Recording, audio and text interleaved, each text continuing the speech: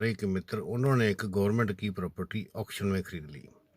जैसे उन्होंने गवर्नमेंट की प्रॉपर्टी ऑक्शन में खरीदी थी, उसके बाद जाके प्रॉपर्टी का जब कब्जा लेने गए तो पता लगा कि वहाँ कोई डेवलपमेंट नहीं है, कोई रोड नहीं बनी है, कोई स्ट्रीट लाइट नहीं है और बड़ा बड़ा घास उगा हुआ था, कोई डेवलपमेंट नहीं थी।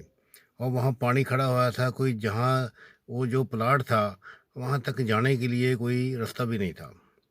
तो इतनी बुरी हालत थी, तो उन्होंने क्या करा कि उधर के जितने लोगों ने वो ऑक्शन में प्लाट खरीदे थे, सब ने मिल के सरकार के ऊपर कोर्ट केस कर दिया कि इन्होंने बगैर डेवलप करे और हमारे को मिसगाइड करके अंधेरे में रख के ये गलत प्रॉपर्टी हमारे को बेच डाली है और डेवलपमेंट इन्होंने करी नहीं। और हम इसकी पेमेंट जो है स्टे ले लेते हैं कि पेमेंट इनकी जो बाकी की पेमेंट है इंस्टॉलमेंट वगैरह होती है, 25% पैसा तो उन्होंने दे दिया, जो जितना बनता था दे चुके। बाकी का पैसा उन्होंने कहा जब तक ये डेवलपमेंट नहीं करेंगे, जब तक हम इसका पेमेंट नहीं करेंगे।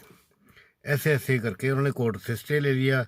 कोर्ट से स्टे करने के बाद जैसे लोअर कोर्ट में केस चला, कंज्यूमर कोर्ट में, फिर उसके बाद कई साल तक तो लोअर कोर्ट में केस चलता रहा। ये 10 साल हो गए होंगे।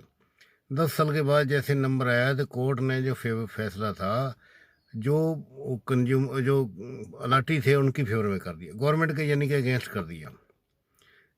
तो उसके बाद गवर्नमेंट ने क्या करा कि गवर्नमेंट ने उसकी अपील कर दी हाई कोर्ट में। जब तक हाई कोर्ट में 10 साल के बाद उसका नंबर आया तो हाई कोर्ट ने भी दोबारा फिर गवर्नमेंट के अगेंस्ट ही फैसला दे दिया, यानी कि वो जो अलाटी थे उनकी फेवर में दे दिया, भाई ये ठीक है। उसके बाद क्या होता है असली स्टोरी शुरू होती है अब। उसके बाद क्या होता है, जो हमारा एक ख़ास दोस्त था, जो कि मेरा ख़ास एक आदमी था, उसका भी एक प्लाट था। उसने भी ऐसे जब हाई कोर्ट से भी उसकी फेवर में हो गया तो बड़े खुश हो गए। उन्होंने सोचा कि अब ये जो प्रॉपर्टी है इसको सेल करने का फैसला कर लिया। जैसे प्रॉपर्टी उन्होंने ली थी 10 लाख की, उस वक्त प्रॉपर्टी का रेट हो गया 40 लाख।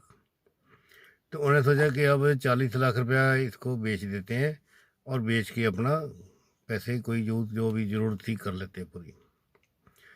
अच्छा, होता क्या है कि जब एग्रीमेंट टू सेल हुआ, प्रॉपर्टी डीलर ने करा, जब खरीदने वाले ने, बायर ने, जो एग्रीमेंट टू सेल होता है उसके अंदर एक लाइन लिख दी गई कि इसका एनओसी लेना सेलर की रिस्पॉन्सिबिलिटी होगी। तो उसमें सेलर के भी साइन हो गए, बायर के भी साइन हो गए। तो किसी को पता नहीं था कि एनओसी क्या होता है, एनओसी की रिस्पॉन्सिबिलिटी का मतलब क्या होता है, या कोर्ट केस है उसका मतलब क्या होता है, किसी को कुछ भी जानकारी नहीं थी, सब लोगों को पता नहीं होता। इसलिए तो मैंने ये स्टोरी सुना रहा हूँ इस वीडियो के ऊपर, ताकि सब लोगों को नॉलेज हो जानी चाहिए ऐसी, ताकि आगे के लिए ऐसी किसी का नुकसान ना हो।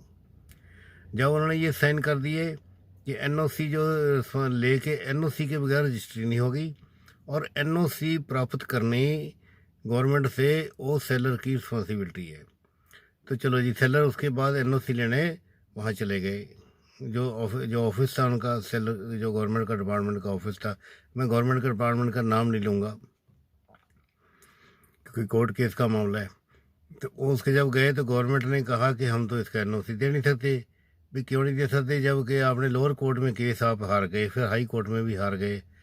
तो अब तो आपने पता लगा था भी ये कोर्ट के आगे सुप्रीम कोर्ट में गवर्नमेंट नहीं जाएगी, लेकिन पता लगा कि एनओसी क्यों नहीं दे रहे, क्योंकि वो गवर्नमेंट सुप्रीम कोर्ट में चली गई।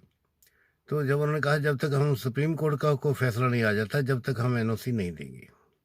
एनओसी देंगे, जरूर देंगे, लेकिन सुप्रीम कोर्ट का फैसला उड़ीकने के बाद। चलो जी, सुप्रीम कोर्ट में केस 2-3 साल चलता रहा। 2-3 साल बाद गवर्नमेंट जो सुप्रीम कोर्ट ने फैसला दे दिया, जजमेंट दे दिया गवर्नमेंट की फेवर में, और गवर्नमेंट को पूरी अथॉरिटी दे दी कि ये जो अलाटीज है ये 20 साल से इस प्रॉपर्टी को यूज़ कर रहे हैं, कमर्शियल यूज़ कर रहे हैं, इसको रेंटल इनकम खा रहे हैं, इसके अंदर बैठ के बिजनेस कर रहे हैं, जो भी कर रहे हैं, क्योंकि वो कमर्शियल प्रॉपर्टी थी। तो उनको पूरा 18%, जब तक इन्होंने पेमेंट नहीं करी, जब से लेके अब तक, जब तक इनको इतने परसेंट, जो 18% पता नहीं 12 जो भी था, भी इतने परसेंट विद इंटरेस्ट जो रिकवरी करी जाए। और रिकवरी दोस्तों इतनी ज़्यादा बन गई कि जो 40 लाख रुपए था उससे भी ज़्यादा बन गई, यानी कि जो प्रेजेंट मार्केट रेट था उससे उल्टा नुकसान हो गया अलाटी को। खैर एनीवे, एक तो 4-5 साल तक रजिस्ट्री नहीं हुई, दोनों पार्टियां एकदम फंसी रही। जो सेलर था वो भी फंसा रहा, उसको थोड़ा सा बयाना मिल गया 10 लाख रुपया, 5-10 लाख रुपया, बाकी के पैसे वेट कर रहा था, 30 लाख रुपये और नहीं मिले। जो बायर था उसको प्रॉपर्टी नहीं मिली, वो 10 लाख रुपए दे के बैठा रहा। उसको जो बायर था उसको भी समझाया गया कि भाई ये तो कोर्ट केस लंबा चलेगा, जब तक तुमने जितना बयाना दिया है तुम अपना वापस ले लो।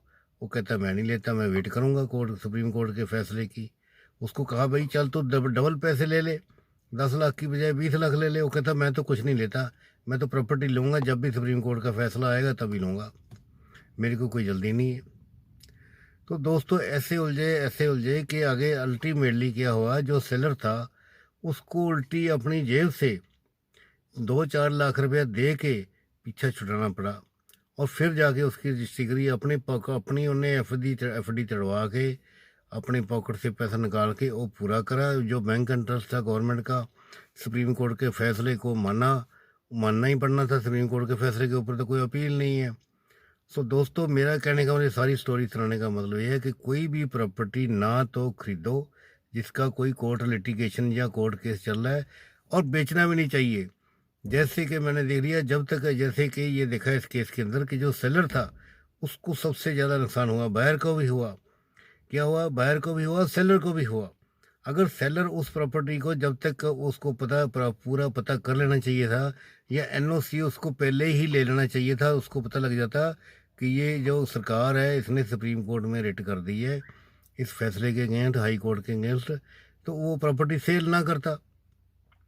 तो उसको बगैर सच को जाने उसने उसका प्रॉपर्टी का एग्रीमेंट टू सेल कर लिया। सो दोस्तों, मेरा ख्याल है कि आपको ये स्टोरी सुन के पता लग गया होगा कि कैसे कोर्ट केसों से ना ही खरीदने वाले तो बचना ही बचना चाहिए। खरीदने वाले को तो फंसेगा ही, बेचने वाला भी फंस सकता है। सो दोस्तों, आज की स्टोरी में इतना ही।